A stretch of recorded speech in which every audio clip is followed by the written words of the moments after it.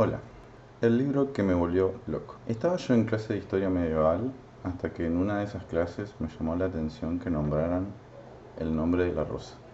Al poco tiempo descubrí que era una novela muy conocida y que incluso era usado como material de estudio en la secundaria en algún momento, algo así como Cien años de soledad.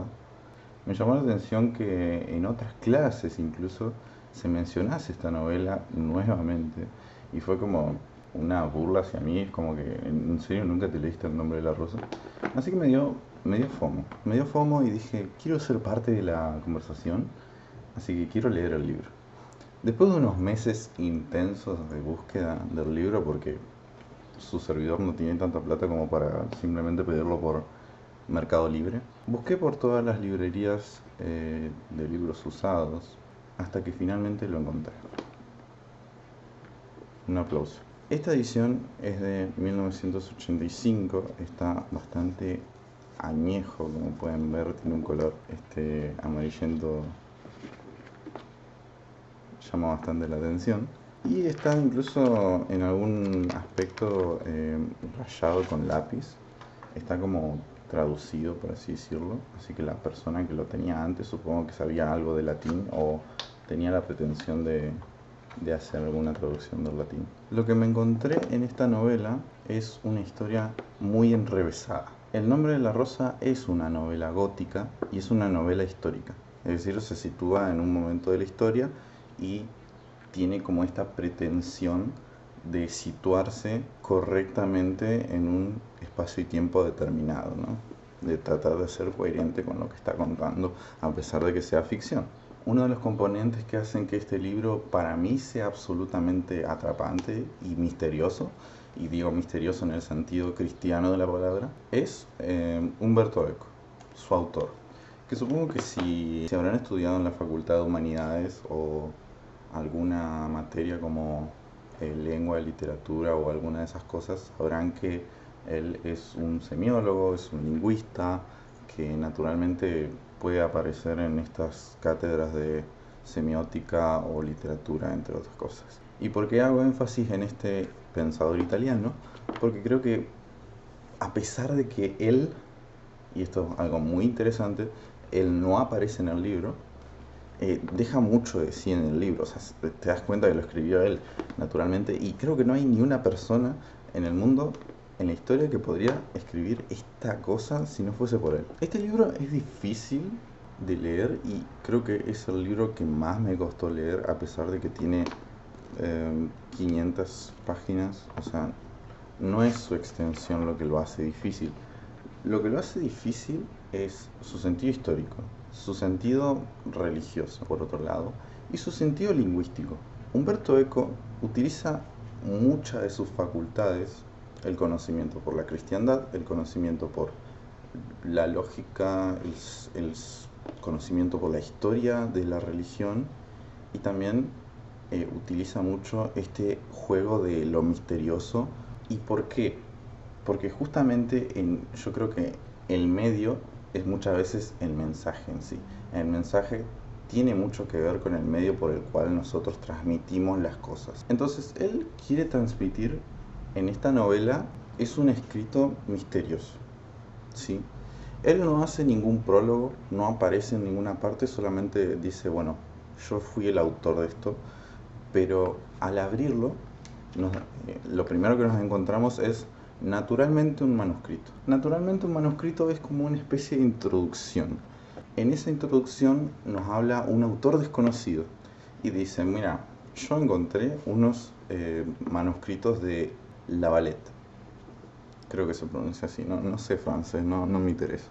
Dice haber encontrado unos escritos traducidos por un autor y después dice que ese autor tomó otras traducciones para finalmente referir todo ese escrito traducido entre dos partes a las memorias de Atzo de Melk. Atzo de Melk sería un monje, sería un cura que vivió en el monasterio de Melk. Naturalmente, este autor desconocido nos dice que la traducción le parecía muy interesante y que empezó a trazar en unos cuadernos las traducciones a su idioma que en ningún momento dicen nada. Entonces, lo que nos da a entender es que los escritos que él encontró estaban escritos en latín. Estos escritos en latín o en francés, quién sabe, eh, estaban traducidos, y yo deduzco que son traducidos del latín y que este autor estaba traduciéndolo a su idioma original, porque Atzo de Melk vivió en el siglo XIII. Supongo que estaban traducidos desde el latín, porque Atzo de Melk vivió en el siglo XIII, y hablaba una especie de germano antiguo, medio extraño, o sea, no extraño, sino que era un idioma de la época, por lo cual la traducción sería a un idioma mucho más popular como sería el latín, y serían los escritos que habría encontrado este autor misterioso, desconocido. En eso, el autor desconocido habla que se había encontrado con este escrito, pero que luego, por azares del destino, ese escrito, ese libro que había encontrado del abad, se los había llevado otra persona. Es una historia muy, muy triste, la verdad que lo escribe de una manera muy linda. Bueno, cuestión, perdió el libro. Así que dice, bueno, lo voy a encontrar seguramente, así que no me preocupo. Al buscarlo se da cuenta que no existe. Nadie supo jamás de un Atzo de Melk o lo que sea. Nadie sabe si existe ese escrito y dice, no, la verdad es que no creo que ese escrito exista siquiera. Y hasta que llega a Buenos Aires y se encuentra otra edición, pero no es la edición que él había encontrado, y era otra edición, no sé. Y en eso dice, bueno, capaz me encontré un escrito apócrifo, es decir, un escrito que fue hecho por alguien más hablando por la voz del autor. Pero bueno, ese es un elemento sustancial que hace que este libro sea absolutamente atrapante. Porque si yo no tuviese Wikipedia, la verdad es que me creería mucho de la historia de lo que está contando acá. Entonces, lo primero que se nos presenta al libro es que es un escrito de un cura del siglo XIII que hablaba un idioma que no es fácilmente traducible, y que la traducción llegó a manos de un autor desconocido que lo encontró de casualidad y que nunca vio esa edición. Bueno, entonces el libro es una cebolla. Es una cebolla porque Umberto Eco escribe que un autor desconocido tradujo de otro autor que tradujo a otro autor que escribió o tiene las memorias de Atzo de Melk. Y toda la novela va a girar en torno a las memorias de Atzo de Melk, o sea, lo que piensa Atzo de Melk y toda la descripción que hace Atzo de Melk, la cual la verdad es que es una descripción, o sea, el transcurso de toda la historia narrado por este autor es la verdad bellísimo. Y es algo que se pierde en la película, por ejemplo, que a mí la película del Nombre de la Rosa me gusta. No, no me parece mala, me parece bastante bien rescatada en lo simbólico. Muy bien, entonces estos elementos hacen que sea, eh, parezca, ¿no?, que la ficción es como que se fue a otro lado. Muchas páginas y muchas frases del libro están escritas en latín, con lo cual hace que sea bastante difícil el seguir el transcurso. Y la verdad es que yo no me considero un conocedor experto, ni mucho menos de latín. La verdad es que el latín solo tengo un conocimiento vago por tenerlo en la facultad, pero no mucho más que eso. Puedo entender el sentido de muchas palabras y las declinaciones y lo que sea, pero sinceramente si no sabes nada de latín va a ser complicadísimo seguir la historia o lo que sea. Igual creo que hay una página en donde están todos los fragmentos en latín traducidos al español, pero bueno, lo que hace Umberto Eco es escribirlo en italiano. Este escrito naturalmente está en italiano, y la traducción española es como que al mismo tiempo que nos rescata este escrito, al mismo tiempo es como que se pierde en la traducción muchas cosas, y el latín es más parecido al italiano, entre otras cosas. El autor desconocido incluso habla de que la traducción que recibió muchas veces no la traduce porque en latín es como mucho más lindo y lo que sea, entonces es como que, nada, muchas partes están en latín. Otro elemento que me parece interesante es que están en un conflicto político que sucedió en realidad, que es el conflicto de la Iglesia Católica y los herejes. Incluso uno de los personajes que más se menciona como que era el cabezal de un movimiento hereje, me parece un personaje que podría haber existido en realidad. El conflicto que se da dentro de la abadía, en donde se encuentran este, este misterio de muchos crímenes que pasan y que Fray de Guillermo tiene que resolver junto a su novicio Atzo de Melk, que es el que finalmente cuenta toda esta historia, es el conflicto contra los franciscanos, es decir, contra aquella sección de la iglesia que profesaba a favor de la pobreza de Jesús, profesaba a favor de la austeridad y que eran mirados de reojo por todas las órdenes católicas de ese momento. También se decían que los franciscanos eran muy cabezones en el sentido de que razonaban mucho, usaban mucho la razón y que por eso eran más astutos, pero que por eso muchas veces pecaban en ese aspecto. Vayamos al argumento principal. El argumento principal se basa en este maestro que tiene un novato, que es Atzo de Melk.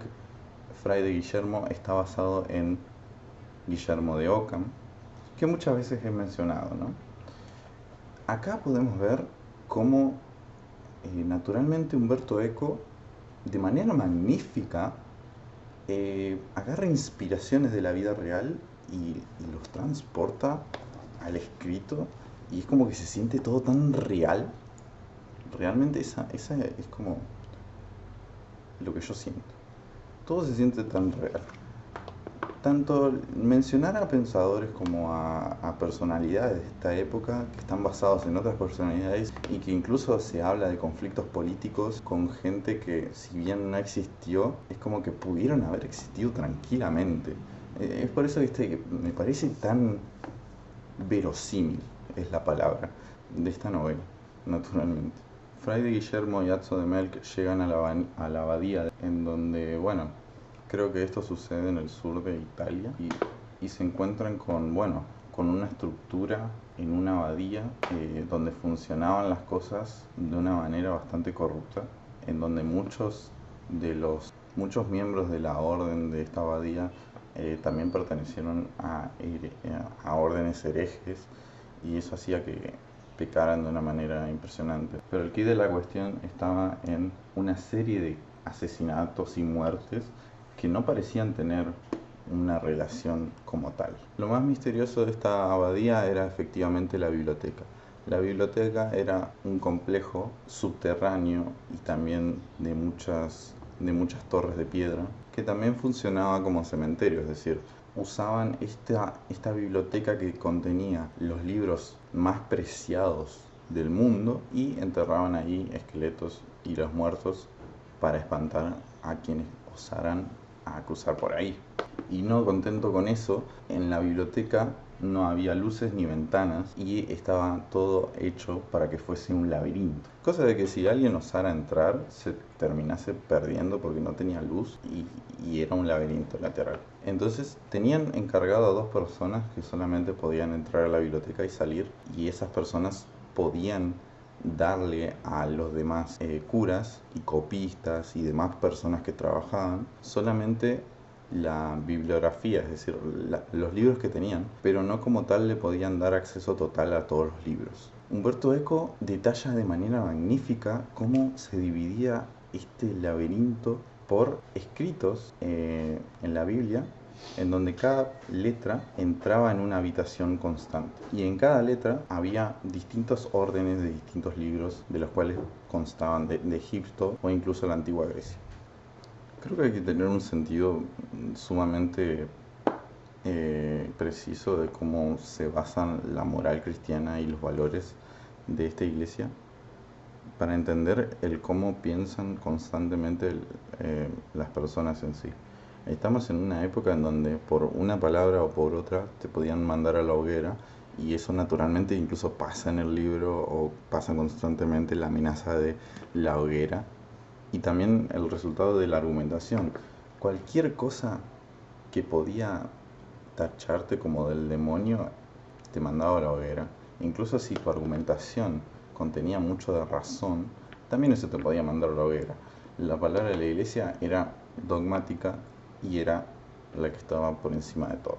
Otra cosa que hace interesante también este libro es que el que narra la historia en sí es un viejo Atzo de Mel. Cuando él en ese momento, en el momento en el que se desarrollan todos los hechos, él tenía 18 años. Al principio como que da curiosidad el por qué narra estos hechos, siendo que al principio como que sí, mueren muchos curas y lo que sea, pero ¿por qué está narrando esto cuando es viejo? O sea, te entra como esa curiosidad de decir, ¿qué habrá pasado, no? Y creo que al final del libro te das cuenta de por qué lo narra, ¿sí? Y por qué se centra tanto en dar tantos detalles de la iglesia, en dar tantos detalles de la abadía, en dar tantos detalles de los libros que había visto, de las traducciones y de tantos tesoros incluso. Una cosa de lo que me volvió loco es la forma de pensar de Fray de Guillermo, que es un detective formidable, por el hecho de que relacionaba cosas que no tenían ni pies ni cabeza, pero que terminaban teniendo sentido de alguna manera. El conflicto entonces nace de todas estas muertes que tienen elementos comunes entre sí y que solamente querían dar a entender como que se trataba del apocalipsis. Todo el tiempo había curas que profetizaban acerca del anticristo, del peligro que había del mundo que se estaba viniendo, del nuevo siglo, de las muertes y cómo había señales referidas a la segunda venida de Cristo y todas esas cosas. Fray de Guillermo va más allá de eso.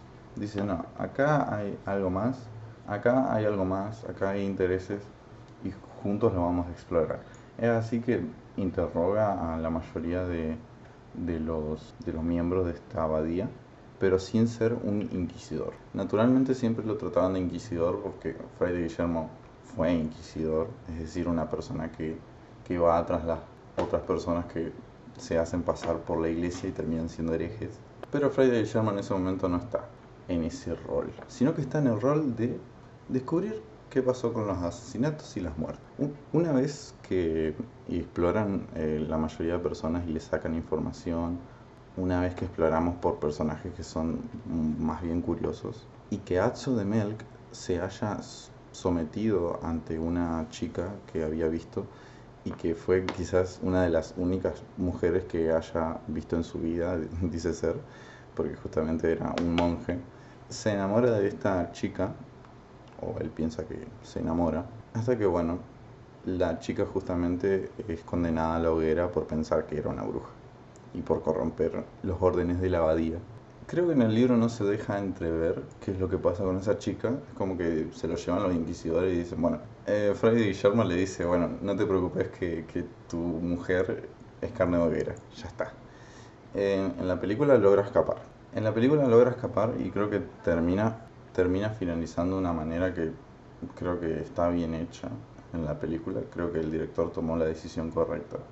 No lo podría haber hecho mejor, la verdad, porque es muy limitado el tiempo que tenés para hacer una película, por así decirlo. Una cosa que me volvió loco es justamente el cómo buscaba sentido en las escrituras. Fray Guillermo estaba muy encapsulado en encontrar en las escrituras de la biblioteca cosas que tengan sentido. Y habla y divaga mucho con Atzo de Melk. Y divaga mucho con Atzo de Melk diciendo que los libros discuten entre sí y discuten en términos que solamente en los libros se puede entender. Y buscaba en los libros la respuesta al crimen que él veía en la abadía, lo cual parecía inverosímil. Atzo de Melk no le cree, pero luego encuentra el elemento preciso. Uno de los curas que más longevo era Jorge de Burgos. Jorge de Burgos. Yo no lo había entendido. Pero naturalmente Humberto Eco era fanático de nuestro querido Jorge Luis Borges. Y naturalmente el cura era un viejo ciego y que era muy, evidentemente, muy magnánimo. Entonces, Jorge de Burgos fue como un pequeño homenaje a Jorge Luis Borges.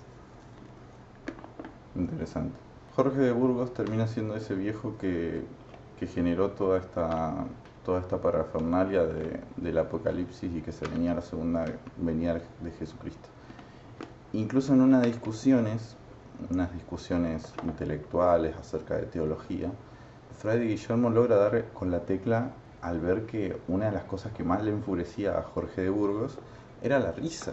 Fue cuando se dio cuenta y mencionó a Aristóteles y dijo, bueno, Aristóteles escribió sobre la risa. Jorge de Burgos se enfureció y dijo, bueno, pasa que Aristóteles y no sé qué no tiene nada que ver con la iglesia y esto, lo que otro. Y Fray Guillermo entonces fue como, está bien, pero voy a guardar esta data para más adelante. Es así que descubre que todas las muertes estaban relacionadas con el envenenamiento y en un evento catastrófico es cuando Fray de Guillermo se da cuenta que tiene que ir al laberinto y buscar precisamente el libro que había causado todas las muertes hasta ahora, que era Poética de Aristóteles. A partir de ese momento creo que empecé a ver Poética de Aristóteles por todos lados. Creo que todo tenía que ver con Poética de Aristóteles. Y es algo sumamente misterioso que cuando lo encuentra finalmente a Jorge de Burgos, le dice, dame el libro 3 de Poética de Aristóteles. Y Jorge de Burgos como que le aplaude, le dice, bravo, bravo, acá lo tenés. El libro 3 de Aristóteles históricamente está perdido. Es un libro perdido. No se sabe dónde está. Sí se tiene todo el resto del libro de Aristóteles, pero si ustedes lo consiguen en una biblioteca va a ser un libro así, porque es chiquitísimo y habla sobre el teatro, habla sobre las comedias, las tragedias. Pero justamente el libro en donde habla sobre la risa está perdido. Y muchos especulan que esto se debe incluso por órdenes de la iglesia que ordenaron a quemar ese libro. Y justamente lo que pasa, en la novela es que al darle el libro 3 de Aristóteles, Fray de Guillermo es muy cauto y no lo empieza a mirar y a hojear, porque justamente para eso lo tendría que haber tocado y tendría que haberse lamido con la lengua y pasado. Justamente lo que hicieron todos los demás curas y es por ello que murieron de envenenamiento, excepto el primero que se suicidó.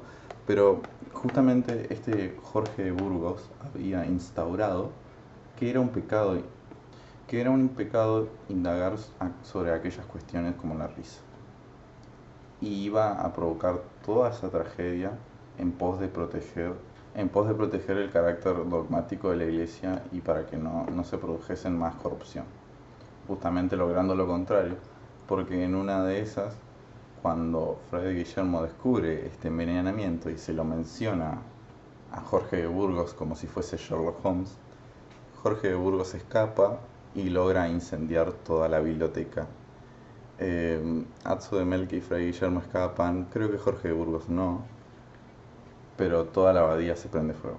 Toda la abadía se prende fuego y todos los libros que estaban ahí se pierden y nunca más son recuperados. Al otro día recogen como pueden las obras. Se dice que, bueno, marchan. Atzo vuelve a Melk, de donde vino, de donde nació. Y Fray de Guillermo fue la última vez que lo vio. ¿Sí? Entonces lo que se habla es justamente esto. En un momento Atzo vuelve a sí mismo y dice, bueno, ahora soy un viejo, estoy escribiendo esto con los lentes que me había regalado Fray de Guillermo. Lo vi por última vez ahí, después me dijeron que murió, no sé cuándo. Y ahora estoy recordando todo esto y no sé para qué. Estoy en mis últimos años y en algún momento moriré y me abrazará la eternidad. Y es profundamente melancólico, triste. Y el libro cierra con Rosa Pristina Nomine, nuda nomine tenemus. Esta rosa pristina nomine nomina nuda tenemus. O sea, tenemos el nombre de todas las cosas, conocemos la verdad desnuda y sin embargo esta rosa no es lo mismo que el nombre. De la rosa solo nos queda el nombre de la rosa. Es magnífico, o sea, pero es como que me volvió loco, porque por un lado toda la historia, por otro lado todos los personajes, las grandes ilustraciones, los copistas y las copias de grandes obras que se detallan de una manera impresionante, quedaron todas hechos en eso. Y de la rosa solo nos queda el nombre. Es... Ay, no lo puedo creer, o sea, devuélvanme mi vida antes de esto. Porque naturalmente es como mi imperio romano pensar en esta obra y pensar en todas las cosas que he leído y que realmente no pasaron porque es ficción. Pero está construido de una manera que me hace pensar en que realmente pasó. Realmente pasó, es posible. Es posible. Y me habla más de la vida real que de una ficción, por así decirlo. Les recomiendo leerlo. Si les gusta la filosofía, si les gusta el cristianismo, el latín o alguna de estas cosas, tiene mucho que ver con los misterios, también no solamente cristianos, sino misterios like Sherlock Holmes. Así que se los recomiendo leer, así se vuelven locos como yo. Y nada, está haciendo un calor impresionante, así que yo me voy. Gracias por ver el video. Ah, ah.